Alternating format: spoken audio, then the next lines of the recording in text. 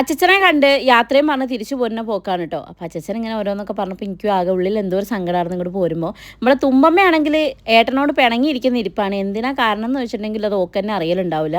അല്ലൂസ് പിന്നെ വേഗം കോംപ്രമൈസിന് ചെല്ലു കേട്ടോ. എന്നാലും 36 പിടിച്ച മുയലിന് 3 കൊമ്പ് എന്ന് പറഞ്ഞ ടൈപ്പാണ്.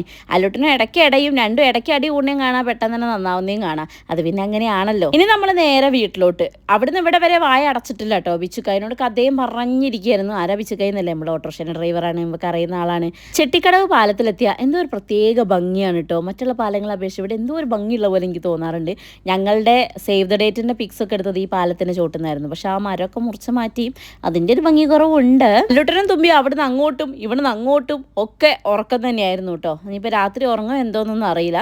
വീട്ടിലെത്തി ഇതാ എല്ലാവരും ഉണ്ട്. തുമ്പി കയറി വരുമ്പോൾ തന്നെ ഉടുത്തൊക്കെ അയച്ചിട്ടുണ്ടോ കയറിനെ. കാരണം കുട്ടിക്കൊക്കെ അങ്ങനെ അയച്ചിട്ടാൽ ഒരു സമാധാനം എന്നുള്ള മട്ടിലേനു. പിന്നെ ഞാനാണെങ്കിലും കൊണ്ടുവന്ന ഡ്രസ്സ്, അതായത് ഞാൻ സ്റ്റിച്ച് ചെയ്തൊക്കെ വാങ്ങിച്ചിട്ടുണ്ടല്ലോ, അപ്പോൾ അതെല്ലാവരും കാണിച്ചു കൊടുക്കുകയാണെ. അപ്പോഴുള്ള എക്സ്പ്രഷൻ നോക്കിയോളൂ ഗൈസ്. കാണിക്കട്ടെ.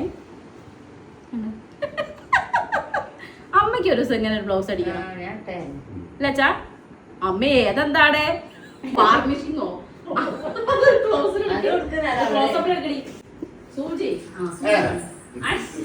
കാണട്ടെ, ഇത് നാച്ചുറൽ ബ്യൂട്ടി അല്ല, മേക്കപ്പും ഉണ്ട് എന്നുള്ളത് കാണട്ടെ. എല്ലാരും വിചാരിക്കുന്ന അച്ഛനെന്താ സുന്ദരനാ ഇങ്ങോട്ടൊക്കെ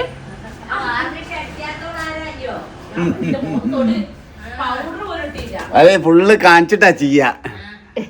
അത്യാവശ്യമല്ല, എന്നാലും ചെയ്യാതിരിക്കാൻ പറ്റൂലല്ലോ എന്നൊക്കെ പറയുകയും ചെയ്യും.